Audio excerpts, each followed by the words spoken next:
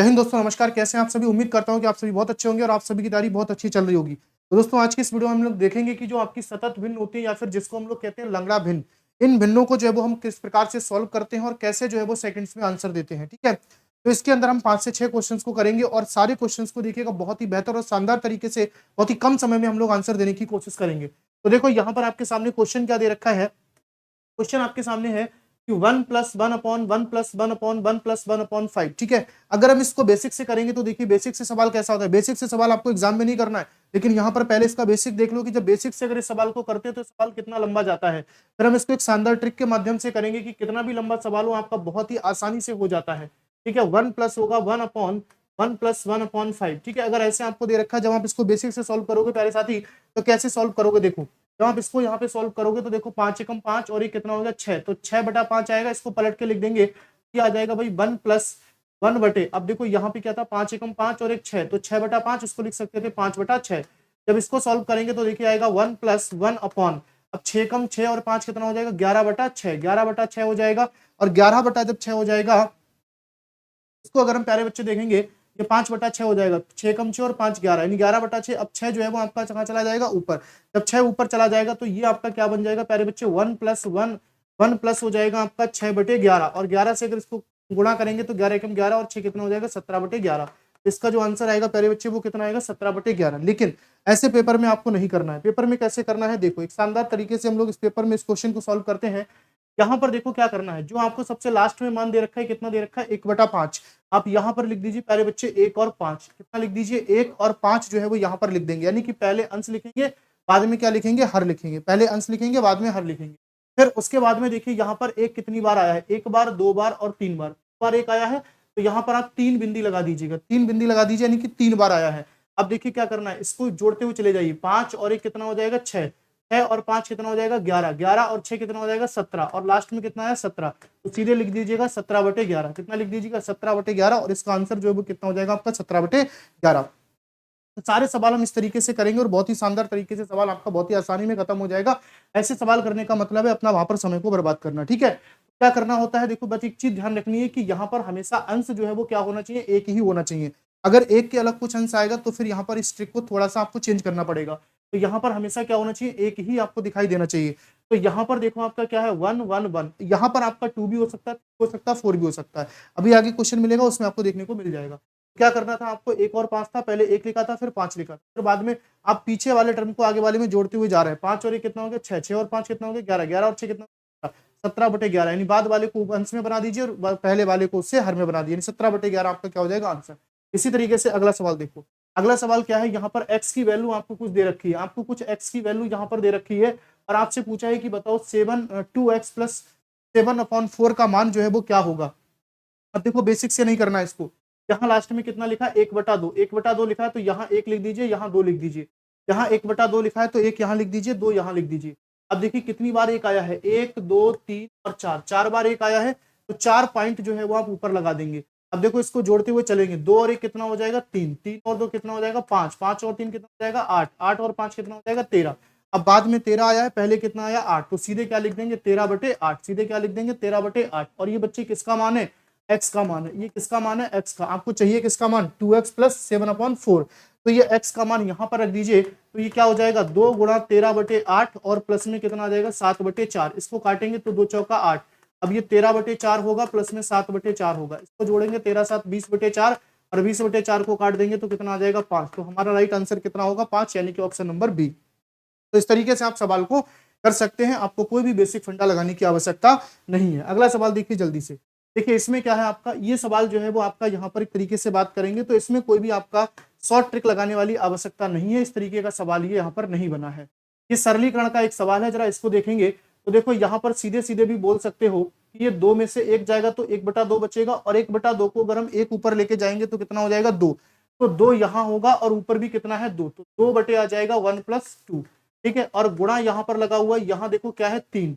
अब यहाँ है आपका 3/2, गुणा में कितना है 5/6।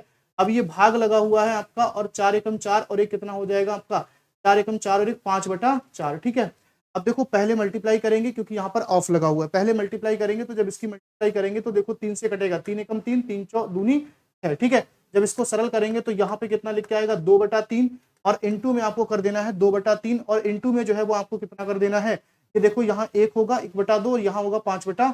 तो ठीक है, तो इसी गुणा करेंगे तो कितना आ जाएगा आपका, नीचे गुणा में आ जाएगा आपका 5/4।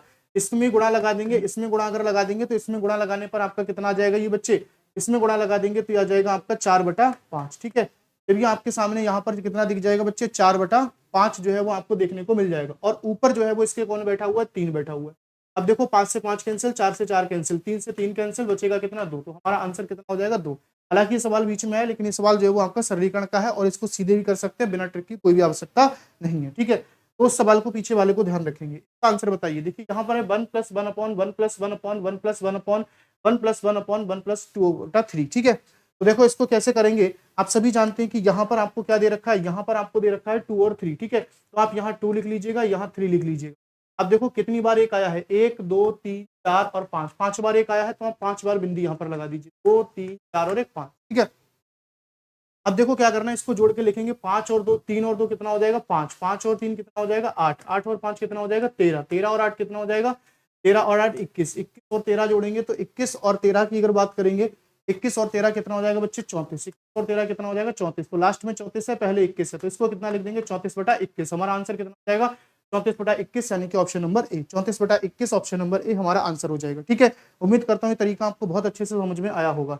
आगे देखो क्वेश्चन नंबर 5। क्वेश्चन नंबर 5 क्या है, अब देखो यहाँ पर 1 से बदल करके कुछ मान आ गया है, यहाँ पे देखो 1 से बदल करके कुछ मान आ गया है, तो इसको कैसे सॉल्व करते हैं। देखो यहाँ लिखा हुआ है 3 प्लस, अब देखो पहले तो यहाँ 1/5 लिखा हुआ है, इसका मतलब पहले 1 आएगा फिर 5 आएगा, पहले 1 आएगा फिर कितना आएगा 5 आएगा। ठीक, इसके बाद देखो यहाँ पर 2 आया है, यहाँ पर 1 आया है, यहाँ पर 3 आया है, तो बच्चे यहाँ पर कितना लिख दो 2, यहाँ पर कितना लिख दो 1 और यहाँ पर कितना लिख दो 3। ठीक है, अब जरा देखो कैसे करना है, अब कैसे करना है, अगर मान लो यहाँ पर हम देखो, हम लोग पीछे इसको डायरेक्ट क्यों जोड़ते चले जा रहे हैं, आप सभी को पता है कि यहाँ पर क्या है 1 1, अगर आप यहाँ पर 1 1 लिख दो, अगर आप यहाँ 1 1 लिख भी दोगे तो कोई फर्क नहीं पड़ता आंसर पर। कैसे फर्क नहीं पड़ता, जरा इस चीज को देखो आप।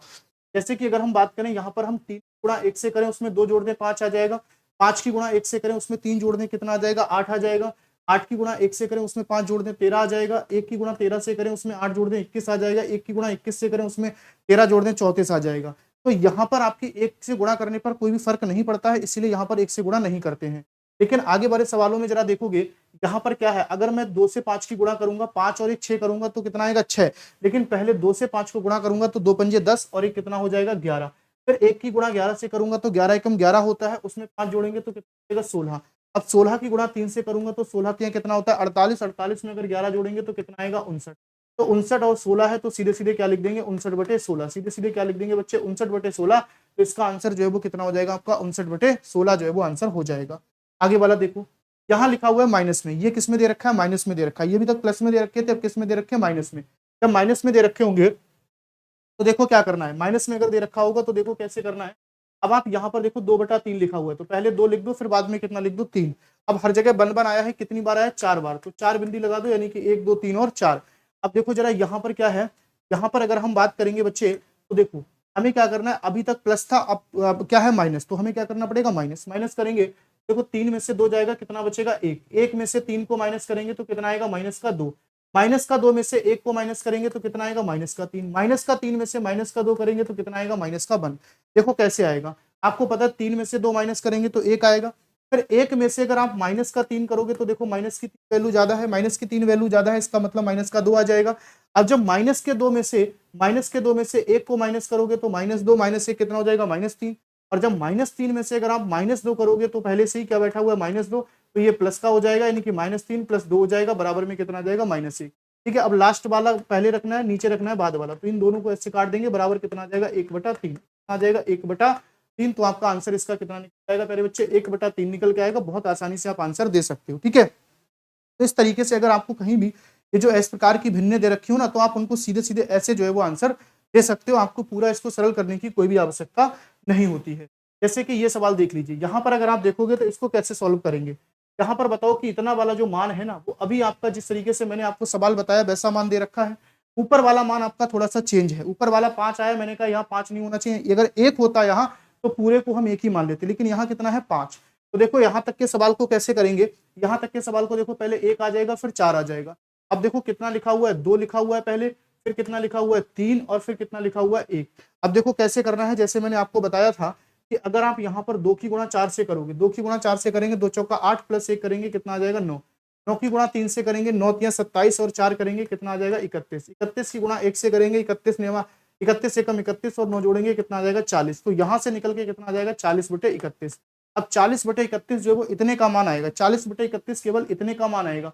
लेकिन आपको क्या चाहिए 4 माइनस 5 बटे, अब ये कितना है 40/31। इसको अगर सरल करेंगे तो 4 माइनस 5 बटे, अब ये गुणा में हो जाएगा तो ये कितना आ जाएगा 31/40। 31/40 5 से काट दो 5 अट्ठे 40, यानी कि 4 माइनस आ जाएगा 31/8। अगर इसको सरल करेंगे 8 चौक 32 तो बराबर कितना आ जाएगा 32 माइनस का 31 बटे कितना होगा 8, बराबर कितना बच जाएगा आपका 1 माइनस करेंगे यानी कि 1/8 जो है वो आपका क्या हो जाएगा आंसर हो जाएगा। ठीक है, तो 1/8 जो पहले यहाँ तक का मान हम आसानी से निकाल लेंगे सीधे सीधे 40/31, फिर 40/31 यहाँ रखेंगे और उसको कैलकुलेट करेंगे तो आंसर कितना आएगा 1/8। अब देखो इस तरीके से अगर सवाल दे रखा हो 1/a plus 1/b plus 1/c बराबर 9/26, तो इसमें a plus b plus c का मान चाहिए। तो इस सवाल को कैसे करते हैं, देखो सबसे पहले आपको क्या करना है कि 9 से जो है वो किसको भाग करना है 26 को जो है वो आपको भाग करना है। अगर 9 से 26 को भाग करते हैं तो 9 दूनी कितना होता है 18, 18 करेंगे तो कितना बचेगा 8। अब ये जो 8 आया ना, इस 8 से जो है वो किसको भाग करेंगे 9, अगर 9 को भाग करेंगे तो 8 एकम कितना हो जाएगा 8, फिर शेष कितना बचेगा 1, फिर 1 से जो है वो किसको भाग करेंगे 8 को, तो 8 एकम 8। ठीक है, पूरा पूरा कट जाएगा। अब देखो ये 3 मान मिले हैं तो इसमें से पहला वाला मान किसका होगा a का, दूसरा वाला मान किसका होगा b का, तीसरा वाला मान किसका होगा c का। आपसे तीनों का जोड़ पूछा है तो आप तीनों को जोड़ दीजिएगा, 2 + 1 + 8 बराबर कितना आ जाएगा 11। तो दैट इज आंसर क्या होगा ऑप्शन। ठीक है, तो आप इस तरीके से भाग करके जो भागफल आएंगे वही जो है वो आपके क्या होते हैं एबीसी के मान देखने को मिल जाते हैं। ठीक है, अगला देखो यहाँ पर क्या है a into B into C into D पूछा है। अब यहाँ पर दे रखा है 1/a plus 1/b plus 1/c plus 1/d। ठीक है, तो आप इसको देखिएगा जरा, यहाँ पर आपको 17 से भाग करना है किसको 60 को, 17 से 60 को भाग करनी है, 17 दूनी 34, 7 तियां कितना होगा 51, कितना बचा यहाँ पर 9। अब 9 से अगर भाग करेंगे 17 को तो देखिए कितना आएगा 9 एकम 9, तो कितना बचा आपका 8। इस 8 से भाग करेंगे 9 को, तो 9 को जब भाग करेंगे प्यारे बच्चे तो 8 एकम कितना हो जाएगा 8, यानी कितना बचा 1। अब इस 1 से भाग करेंगे 8 को, यानी कि हम क्या कर रहे हैं जैसे आपने मासा निकालते ना, मासा आपने देखा होगा एचसीएफ, वो काम कर रहे हैं यहाँ पर।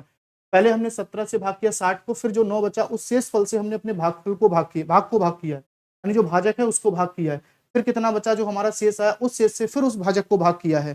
ठीक है, तो 8 एकम कितना हो जाएगा आपका 8। ठीक है, यहाँ से देखो आप, ये आपकी डी की वैल्यू हो जाएगी, ये आपकी सी की वैल्यू हो जाएगी, ये आपकी डी की वैल्यू हो जाएगी, आपकी ए की वैल्यू हो जाएगी। इन तीनों के आपस में गुणा करनी है तो 3 गुणा 1 गुणा 1 गुणा कितना आ जाएगा आपका 3 गुणा 1 गुणा 1 गुणा 8, तो 3 अट्ठे कितना आ जाएगा 24। तो इसका जो आंसर है वो कितना बचेगा 24। ठीक है, तो ऐसे सवाल अगर आपको कहीं भी एग्जाम में दिखेंगे आपको सेकंड्स में ही सवाल का आंसर दे। उम्मीद करता हूँ आपको होगा, अच्छा लगा तो प्लीज लाइक कीजिएगा, दोस्तों के साथ शेयर भी कीजिएगा। Best of